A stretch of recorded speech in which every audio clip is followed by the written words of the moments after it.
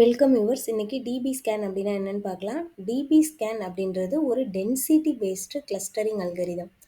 அதாவது இது பக்கத்தில் இருக்கிற ஹை டென்சிட்டி பாயிண்ட்ஸை குரூப் பண்ணும், தூரமாக இருக்கிற லோ டென்சிட்டி பாயிண்ட்ஸை செப்பரேட் பண்ணும். ஓகேங்களா? ஸோ இதில் எக்ஸ்ட்ரா ஒரு அட்வான்டேஜ் என்னன்னு பார்த்தீங்கன்னா, நாய்ஸ் இல்லைன்னா அவுட்லயர்ஸை இது ஆட்டோமேட்டிக்காக ஐடென்டிஃபை பண்ணும். பட் மீன்ஸ் அல்கரிதம்ஸில் இது பண்ண முடியாது. ஓகேங்களா? இது 2 பேராமீட்டர்ஸ் யூஸ் பண்ணும். ஒன்று வந்து இபிஎஸ் எப்சிலான், செகண்ட் வந்து பார்த்தீங்கன்னா மின் பிடிஎஸ், அதாவது மினிமம் பாயிண்ட்ஸ். ஓகேங்களா? ஸோ இப்போது இபிஎஸ் எப்சிலான் அப்படின்றது என்னன்னு பார்த்தீங்கன்னா, ஒரு பாயிண்ட்டுக்கு பக்கத்தில் இருக்க மேக்ஸிமம் டிஸ்டன்ஸை தான் நம்ம எப்சிலான் அப்படின்னு சொல்லுவோம். ஸோ ஒரு டேட்டா பாயிண்ட் இன்னொரு டேட்டா பாயிண்டோட டிஸ்டன்ஸு எப்சிலானுக்குள்ளே இருந்தால் அது நெய்பர், எப்சிலானோட மேலே இருந்துச்சுன்னா அது வந்து நெய்பர் இல்லை. ஓகேங்களா? ஸோ அதை பேஸ் பண்ணி தான் டிபி ஸ்கேன் வந்து டிசைட் பண்ணும், இது கிளஸ்டரில் சேருமா இல்லை இது நாய்ஸா, இது வந்து டென்ஸ் ஏரியாவா அப்படின்னு சொல்லிட்டு. ஓகேங்களா? ஸோ எப்சிலான் வந்து சரியாக செட் பண்ணுறது வந்து ரொம்ப இம்பார்ட்டண்டான ஒரு விஷயம்.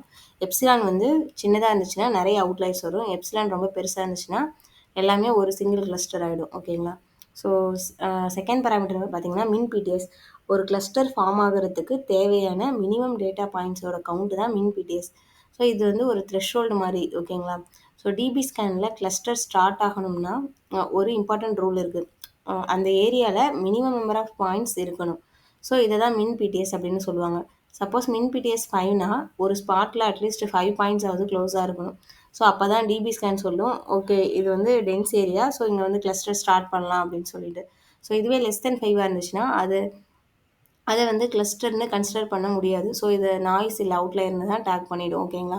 ஸோ மின் பிடிஎஸும் வந்து என்ன டிசைட் பண்ணுன்னா, இது கிளஸ்டரா இல்லை நாய்ஸா அப்படின்றத டிசைட் பண்ணும். ஓகேங்களா?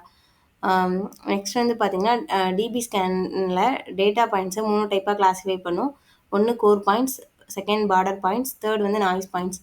கோர் பாயிண்ட்ஸ்ன்றது நிறைய நெய்பர்ஸ் இருக்கும், பார்டர் பாயிண்ட்ஸ்ன்றது கிளஸ்டர் எட்ஜில் இருக்கும், நாய்ஸ் பாயிண்ட்ஸ்ன்றது கிளஸ்டரில் சேராத ஐசோலேட்டட் பாயிண்ட்ஸை தான் நாய்ஸ் பாயிண்ட்ஸ் அப்படின்னு சொல்கிறோம். ஸோ இதை எங்கெல்லாம் யூஸ் பண்ணுறோம் அப்படின்னு பார்த்தீங்கன்னா, ஜியோஸ்பேஷியல் டேட்டா, அதுக்கப்புறம் customer segmentation, outlier detection, image segmentation. So இங்கெல்லாம் வந்து இதை யூஸ் பண்ணுறோம். ஸோ ஓவராலாக பார்த்தோன்னா டிபி ஸ்கேன் அப்படின்றது கிளஸ்டர்ஸை ஆட்டோமேட்டிக்காக டென்சிட்டியை பேஸ் பண்ணி கண்டுபிடிக்கும். அதுக்கப்புறம் நாய்ஸ் இல்லைன்னா அவுட்லையர்ஸை கண்டுபிடிக்கிறது தான் வந்து டிபி ஸ்கேனோட ஃபங்க்ஷனாலிட்டி. ஓகேங்களா? ஸோ இந்த வீடியோ உங்களுக்கு பிடிச்சிருந்தா மறக்காமல் என்னோட சேனலை லைக் பண்ணுங்கள், உங்கள் ஃப்ரெண்ட்ஸுக்கு ஷேர் பண்ணுங்கள். Machine learning and deep learning concepts தமிழில் நீங்கள் தெரிஞ்சுக்கணுன்னா மறக்காமல் என்னோட சேனலை சப்ஸ்கிரைப் பண்ணுங்கள். நன்றி, வணக்கம்.